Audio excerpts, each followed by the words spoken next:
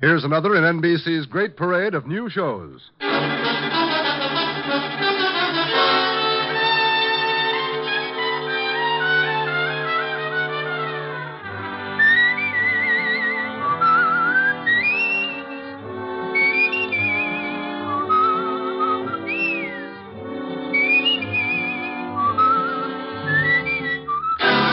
Now, Dick Powell as Richard Diamond, private detective.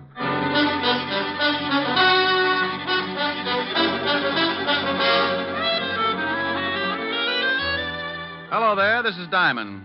You know, this business I'm in can get pretty silly sometimes. I can go along for a whole month and get by on nothing but meals at the automat and a dozen laughs a day. The funny ones usually pay just as well as the tough ones, but eventually somebody starts something that's about as funny as an open grave. So then I put on a long face and start carrying my .38. I don't worry about those times because I don't think about them. I just know they'll be around, and I know I won't have to bother about it unless I get my 100 a day in expenses. That's the equalizer. As long as I get that ever-loving loot in my little hot hand, Lucifer can walk in with a machine gun and I'll arm wrestle him for the price of a hot dog. Last week, I stopped in the middle of a real yocker and realized that I'd been giggling overtime. That's right.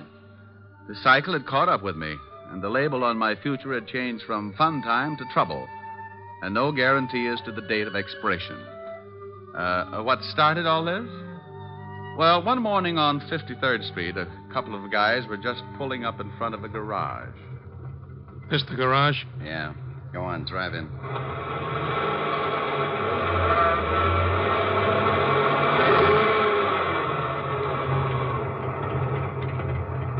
Here comes a guy. Yeah, this is big luck for us.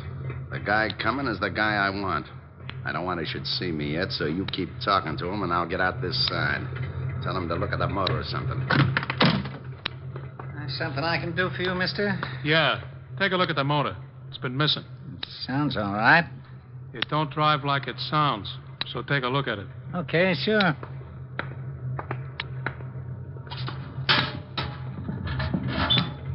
Race it once. Huh? I said race it once. He don't hear so well. Huh? Hello, Billy boy. Where did you come from? How did you get here? One at a time, Billy. I came in the car, got out the other side.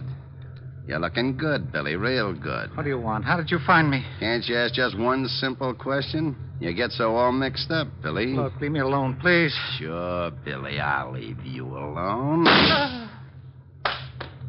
All alone, you louse.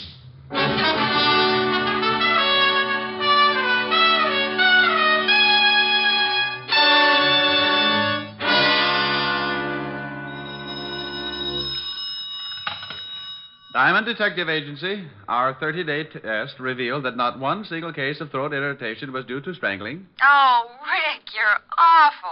Oh, how can you say that? I'm lovely, I'm engaged, now you steal wool. Oh, you idiot. Ah, you peaked. Hello, honey.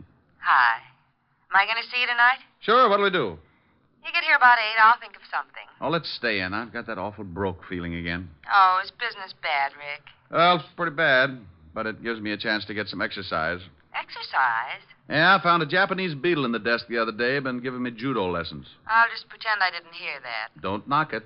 Vaudeville's on the way back. Leave it alone. Let it live. Helen. I'll see you about 8. Wait a minute, honey. I think I forgot to shut something off. People are running in. Clients? I'll find out. Oh, would one of you gentlemen mind dropping a few $100 bills on the floor? Well? I'll call you right back. I don't think they're spendthrifts. All right, Rick. Bye. Bye, honey. Well, now, lads, what can I do for you? Your name Diamond? Yeah? Would you mind closing the door? I've got a beetle that'll break my arm if he catches cold. Hey, this guy's screwy, boss. Shut the door like he says. You got a beetle, huh, funny man? Yeah, and I'll bet you 8 to 5 he can throw you. Well, if you have got a beetle, he must be running around your head, but I ain't got time to find out. You know something? I don't think we're going to get along. You may be right, funny man. It depends. On what?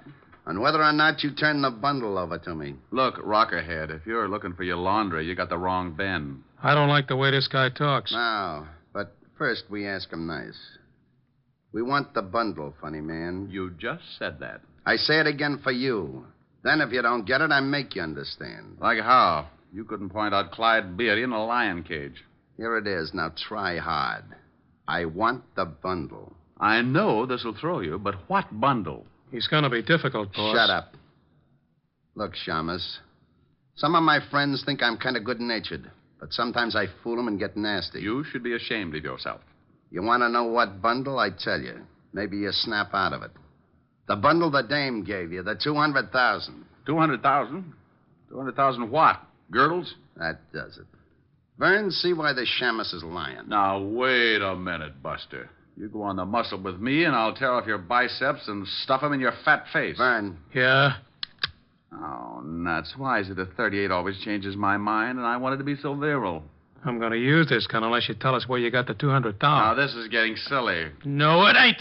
Well, It's getting bloody, see? Hey, now, what's going on? I told you, funny man. I want what you got. Well, what I got hurts, and you're welcome to it. You sure ask for it. No. Come on. You save your head from getting squashed, and me and Vern save a lot of time. Where you got the dough? Look, I didn't know what you were talking about when you started, and I'm just as stupid now. You are that, funny man. Vern? Hey, wait. Now, oh. A gun barrel can cut you up pretty bad. You want to see how bad, or do you want to tell us? You think I like the massage? I tell you, I don't know what you're talking about. I don't like to be kept waiting, you. I don't like it none, see? Now you spill your gut so my boy chops you up like hamburger. Open your yap and sing. Sing, you hear me? Okay, but you won't like it. I can't begin to tell you. Close his lousy mouth. Close it good. Oh, I knew you wouldn't like it. Oh! Now, funny man, you got a wisecrack? You gonna still make like a hero? Answer me, funny man, or I step on your face. Boss. Shut up. But, boss. Yeah. What do you want? He don't hear you. He's out. Huh? Oh. Well, what did you sap him so hard for, stupid? Maybe you turned him off for good. Nah. He'll be around in a couple of minutes. Then I can work on his ribs. He'll tell us where he's got the dough. I don't know. You don't know what? He's got the dough. You sure know that? Yeah, the dame says she give it to him. You think maybe she crossed you? You think she skipped? I think maybe we better find out. This Shamus is pretty stubborn or pretty clean. I think we find out. How? You watch. I'll search the joint, then we'll get out of here. What about the Shamus? He'll make it all right. I want him around for a while. After we find the dough, you can put him back to sleep. Mr.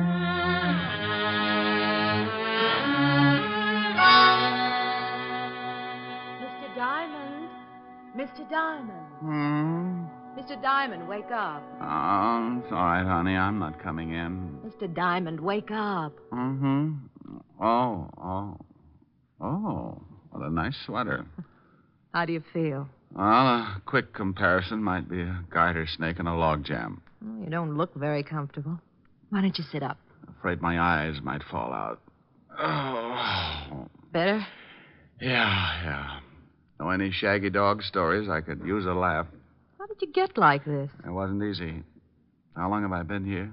I just came in. I was going to call the police when you started mumbling. Mumbling? Yes, you said something like, "Oh, it's not so late, honey. And can I come in for a drink?" You must have been dreaming. I'm glad I woke up. She probably didn't have a drink in the house anyway. Pardon me, honey, but I gotta run some water over my bumps. You don't look so bad, considering. Oh, considering what? Do people get run over by trucks every day? When you start feeling better, I'd like to talk business. Oh, well, with business, I straighten right up. What's on your mind? Oh, that sweater. I want you to guard something for me. Why? You're the type that goes bear hunting with a switch. Is that supposed to be nasty? Well, take a guess. I just get mauled up by two gorillas, and before they get nasty, they mention some dame and some money, and you know anything about it? Why should I? Well, I wake up, and there you are. I thought maybe you stopped by to see if the boys get a gold star for the work. I don't know anything about it. Now, do you mind if I sit down? No. I'm sorry, I haven't got anything more comfortable. The termites just walked out with my couch. What do you want guided, lover? I can't tell you what it is, but it's in a locker at the 42nd Street subway. I want you to pick it up and keep it with you until I call for it. I get $100 a day in expenses, and when I don't know what I'm doing, the fee looks like a skyrocket. Here's $500. Mm-hmm. When I pick up the item, you get $500 more. Ooh. And I'll be back in 2 days. Well, I was going to start looking for the guys who gave me this headache, but $1,000 makes me impatient. You, got the key to the locker? Yeah, right here. By the way, do you work nights, Mr. Diamond? Well, not in the office. Don't you think I ought to know your name? You get the item, and I'll introduce myself in 2 days. And I do keep a drink in the house, Mr. Diamond. She got up then and walked out of the room like Eve with half an apple. I put some iodine on my face and headed for the 42nd Street subway. All the way down, I kept thinking about those 2 mugs who had worked me over, and for the life of me, I couldn't guess why. I didn't know it then, but if I could have guessed, it probably would be for the life of me. I reached the subway and went down. I found the locker, opened it, reached in, and pulled out a small black leather bag with a lock on it. Out of curiosity, I tested the weight and finally decided I must be guarding a sack full of spider webs. I tucked it under my arm and turned to go. But sometimes things don't always work out the way you plan them. Okay, Shamus. Let's have the bag. Oh, when am I ever going to make Eagle Scout? I should have smelled something. Hello, Vern. I'm in a hurry. If you wisecrack, you get dead. Give me the bag. Where's your friend? Out collecting heads? I guess I gotta kill you. We guess again. Here's the bag. Okay. I should make a hole in you just because you ain't honest. You had the dough all the time. You mean in that bag? Oh, now don't tell me it ain't in it. Well, if it is, Buster, it's all in one bill. Feel the weight. Hey, it is too light. Why, you lousy, no-good gumshoe. This time I don't play around. Frank wants that dough, and you're going to show me where it is. Oh, I wish you'd get yourself a 22. Those big guns make dents in my back. I'm going to count 3, and you're going to tell me where the dough is, or I'll kill you all over the place. You couldn't make it 100, could you? It's so much fun when you pass 50. Be funny. You're only killing one guy. 1. This never happened when I went on next to closing. 2. Oh, now, wait a minute. Look. You look. It's your last chance. Drop it, Byrne. You're boxed up. Hey, who's that? The Marines. Why, you dirty... Rick, are you all right? Oh, Walt, I know you're bashful about these things, but you're going to be kissed. Oh, now stop that. Otis, have your boys keep the crowd back. All right. Keep back. Come on. What about the gunner? You shot him good, Lieutenant. Well, I'm glad you noticed, you mallet head. Now, what about him? He's dead. How did you find that out? 20 questions? Oh, yeah? Well, I guess we saved your life this time. Well, I hope I can do the same for you sometime, Sergeant, but science will hate me. Oh. Now, don't you start blubbering again, Otis. I couldn't stand it. Go get the wagon like a good boy. Okay, Lieutenant. Now, what's this all about, Rick? Believe me, Walt, I don't know. How did you get here? We got a call from a dame about 10 minutes ago. Said you were coming down here and some guy was going to kill you. Well. Now, don't you well me. I want to know what this is all about. Let's get on to headquarters, and I'll tell you just what I know. Well, are you coming? You mean you're going to cooperate? Well, certainly. Oh, Otis. What's the matter, Walt? I feel a little faint. Would you mind helping me up the stairs? I think I've been working too hard. Walt and I left the subway and headed for the 5th Precinct Police Station. On the way over, I told him about the girl and about the 2 hoods who had worked me over in my office. When we reached the station, he shoved the rogues gallery at me, and I started going through the miles of photographs. Well, the guy we shot in the subway was one Vern Gironda, small-time torpedo, but we can't find out anything else. Can't you find the other one in any of those pictures? Well, I've looked through them all. All I know is his name is Frank. Maybe he hasn't got a record. Here, try this stack. Dates back to the year 1. Well, you can bet on one thing, Walt. The girl who called you was the girl who was in my office. She was the only one who knew I was going down to the locker in the subway. But how did she know this Vern Gironda was going after you? Well, she must have known he was going to tail me and that he was after something. Something that could have been in that black bag. It was a plant because she knew it was empty. I think she'd planned that when this Vern caught me with an empty bag, he'd get rough enough to shoot, and if you were there, you'd have to stop him. You mean she wanted him dead? Well, that's my guess. Dead or in jail, but out of the way. That 200,000's probably behind it. Walt? Did you find something? Yeah. This is the other guy who came into the office. Yeah? Let's see. Hey, what do you think you're doing? What's the matter with you? This is the man. You're crazy. Now, you listen to me. If you're trying to start one of those routines Oh, again... now, wait a minute. You asked me to pick out the hood that was in my office, and this is the boy. A little younger, maybe, but you know darn well I wouldn't make a mistake on identification. This is screwy. This is ridiculous. Where's my bicarbonate? Oh, what is wrong with you? Rick, that's Frank Purcell, and he's been dead for 2 years. What? Oh, wasn't he the guy who went over a 50-foot cliff with his whole gang? That's right. The car burned. The only guy they didn't find in the wreck was Billy Crump. He disappeared completely. Well, this one got out of it, too, and stayed around long enough to pay me a visit this morning. And his first name was Frank. Oh, that's impossible. The boys chased them right after the holdup and shot out one of their tires. Watched the car go over and saw it turn. Didn't they knock over the payroll at the Martin shipyard? Sure, got away with 200... $200,000. Lieutenant, Huh? Oh, yeah. What is it? I'm that killing down at the garage. That guy was just identified as being wanted for armed robbery. Killing? Yeah, pretty bad. Somebody shot up a guy that worked in the place. Well, who was it? Her name was Crump. What? Yeah, Billy Crump. Stuck up some shipyard about 2 years back. Oh, shut up. Oh, I was only telling you. Okay. What else on him? He has a wife, lives at 64th Street, apartment 205. That's all. Well, don't just stand there, you applehead. Go get the car. Oh, yeah, Lieutenant. Come on, Rick. I'm waiting. All right. I apologize. Oh, you really don't have to, Walt. I was as confused as you were. Was. But you're not now? No, I don't think so, Walt. But let's get over to see Mrs. Crump. She can do a lot of straightening out.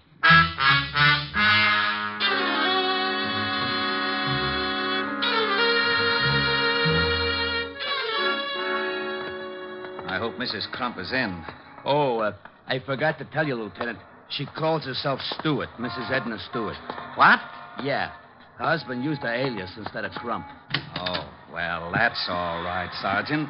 Maybe when you start pounding a beat again, you'll think of those little things. 205, wasn't it, Walt?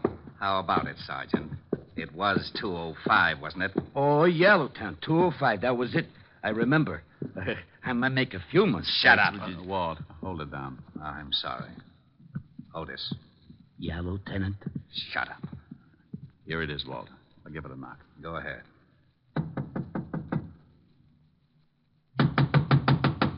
Looks like no score. Try the door. Why, Walt, without a warrant? Now, don't you start that again.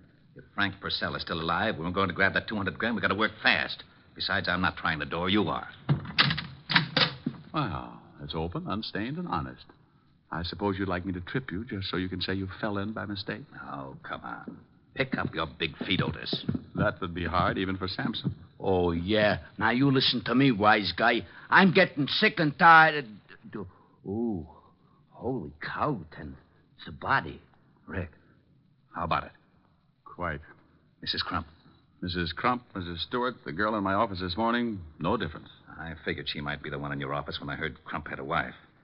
She must have had the 200 grand, and Purcell killed her for it. Well, you can bet the cash wasn't in the apartment because she was too smart to keep it here. Well, there are no signs of a struggle. From the way she's lying, she was probably sitting at this desk. Writing pad on the desk, Lieutenant. Keep your paws off of it. She was writing something. Went through to the bottom sheet.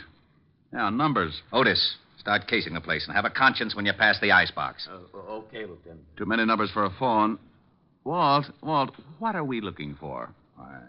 Purcell and the 200,000. Okay. Now, we don't know where Purcell is, but that 200,000 had to cool off until Crump could spend it. So? Now, where would be the safest place to keep that much cash? The numbers. Safety deposit box. You have just won yourself Sergeant Otis. I should cut my throat first. Now, it's a cinch Purcell has gone down to the safety deposit box. Hey, I found a couple of plane tickets, Lieutenant. And it looked like they'd started to pack. Yeah, let me see them. Two for Mexico City and good for the first. That ties it. Would you mind whispering in my ear, or am I asking too much? Walt, when Mrs. Crump came to my office, she made it very clear she'd be back in 2 days. That's the first of the month. I don't know how long she'd been there before I woke up, but she was interested in my office, and she was coming back in 2 days. Now, if she wanted to hide something, the best place would be somewhere that had already been searched. Otis, you think you could dig up a safety deposit box under the name of Crump or Stewart? Here's the number. I can try. Stout fellow. Now, Walt, if Frank Purcell did kill the girl and then headed for the deposit box, I don't think he found much. And the only other person that Mrs. Crump contacted and that he suspects is yours truly. Uh-huh. And he'll tail you, or worse. I hope so. But I want 10 minutes alone in my office before he catches up. Now, Otis, get going and call me at my place. Right. Now, Walt, I'm going to walk around for about half an hour and see if I can pick up a tail. Then I'll lead him to my office. I'll get there at exactly 2:30. You get there 10 minutes later. I think I'm going to need help. I still wish I knew what you were up to. Now, as soon as Otis finds that deposit box and tells me if Mrs. Crump was at the bank around 11 this morning, I'll tell you the whole thing. And if I'm lucky enough to stay alive, you'll have Frank Purcell to fill in the details. I left Walt and started walking. If Purcell was after me, he was too smart to let me spot him, so I just kept going until I'd used up the half hour, and I was on my way up to my office. Purcell wouldn't follow right away, so that gave me the 10 minutes I wanted. I went in and looked around. Nothing had changed. desk, chair behind and chair in front. Small closet with sink, hat rack, and bookcase. I went to work on the bookcase first. Nothing. So I took the desk apart. I kept going, closet, under the rugs, still nothing. I took a breather and tried to reason it out. If I had suspected something in the beginning, where would be the last place I'd look? Something I never used. I didn't have a vacuum cleaner, so that was out. Then I remembered something. Something the girl had said that morning. Do you work nights, Mr. Diamond?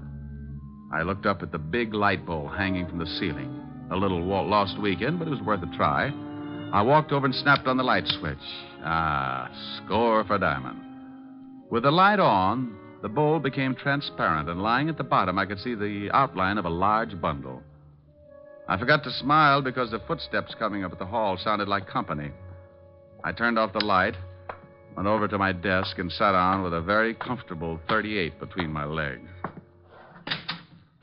Well, good afternoon, rocker boy. Did you forget your bucket of blood? I forgot something? Sure, funny man. I forgot to leave you dead. Don't look so unhappy. You tried. I've been getting a big run around all day. So I brought me something to slow things down. You want to see it, or do I keep it in my pocket? Well, if it's a mouse, I'll scream. In this pocket, I got 6 ways to kill a louse. If you ain't seen a louse, just grab a mirror. Oh, by George. That was a good one. What's the matter? Was the deposit box empty? Oh, you know about that, do you? I figured you was working with a dame. Well, you got a silent partner now. You're right. Last time I saw her, she was speechless. I'm going to do the same for you, funny man, but I make a deal. You say no or even maybe, and I'll kill you where you sit. You say okay, and I'll let you keep going till you choke on one of your jokes. You tell me if I'm right, and I'll give you a quick answer. You've been after Billy Crump ever since the shipyard's robbery because he got away with the money. You finally found his wife, and she got scared. She bought 2 tickets to Mexico. How'm I doing? Great. You tell a good story. When Mrs. Crump saw all that lovely cabbage, she got greedy. She got a hold of you and made a deal. Yeah, she was a pretty smart chicken. I knock off her husband, Billy, and she splits the dough with me. And if I guess right, at 11 o'clock this morning, while you were killing Billy Crump, she was grabbing the $200,000. So that's how it goes. But after we rubbed out Billy, she called and said the dough was planted with you. She wanted the dough herself. She used me to lead you to the subway. Right. Where were you? Upstairs. I figured something was up. Well, nice little plot.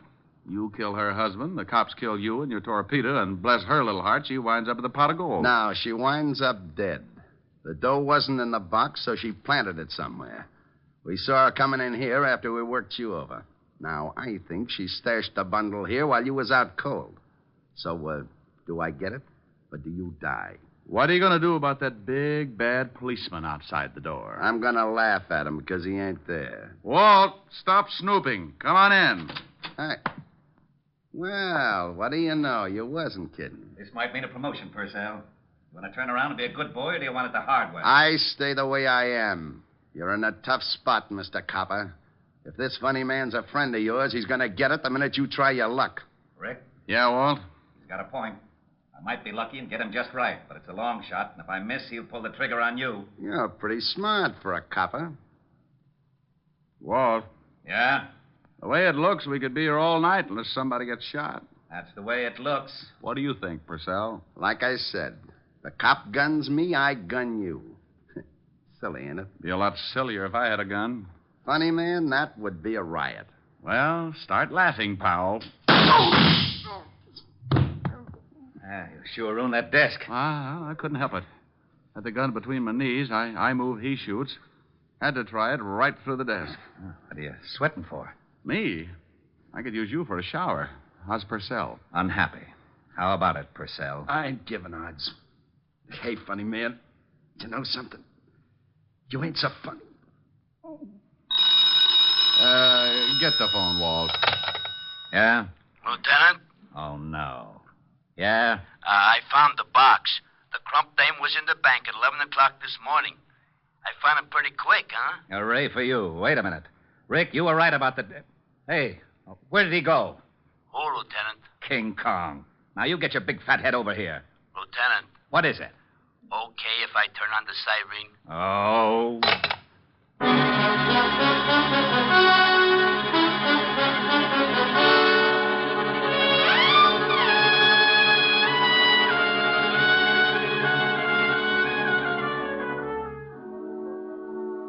Here's the iodine and bandages, Miss Helen. Oh, thank you, Francis.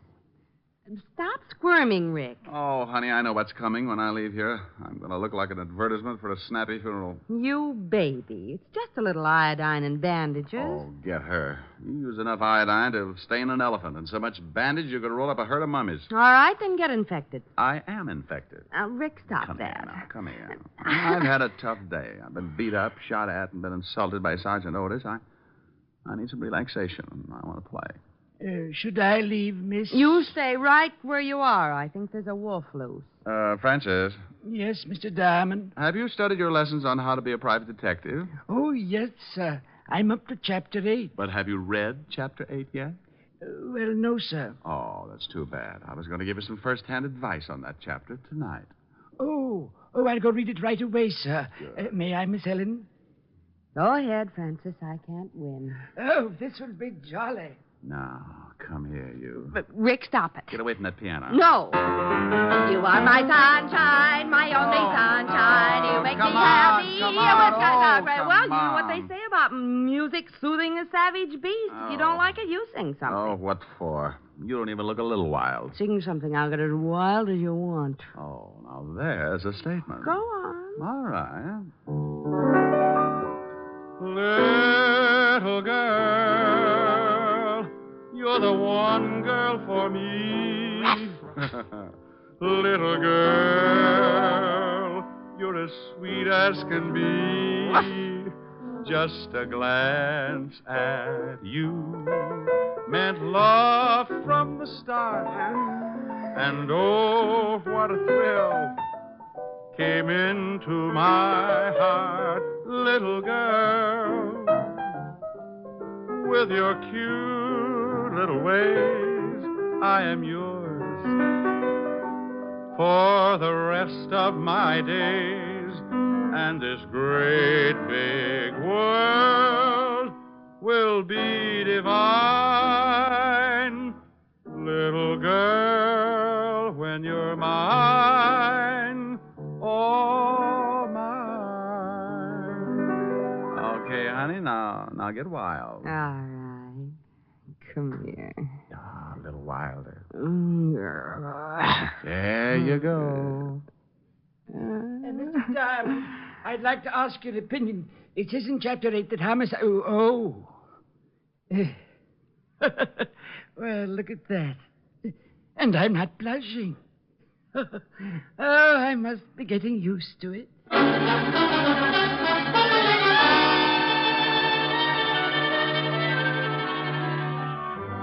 You have just heard Richard Diamond, Private Detective, starring Dick Powell. Helen was played by Virginia Gregg. Lieutenant Levinson by Ed Begley. Also in our cast were Wilms Herbert, Gene Bates, Robert Carroll, and Ted DeCorsia. Music was under the direction of Frank Worth. Richard Diamond is written by Blake Edwards and directed by Richard Sandville. Now, here is Dick Powell. Ladies and gentlemen, if you've been enjoying our show, and I sure hope you have, be sure to listen on Monday evenings beginning October 3rd instead of Saturdays. Did you get that? Beginning October 3rd, we will be heard on Mondays instead of Saturdays. And check your local paper for the exact time. Dick Powell soon will be seen in the screen version of the best-selling novel, Mrs. Mike.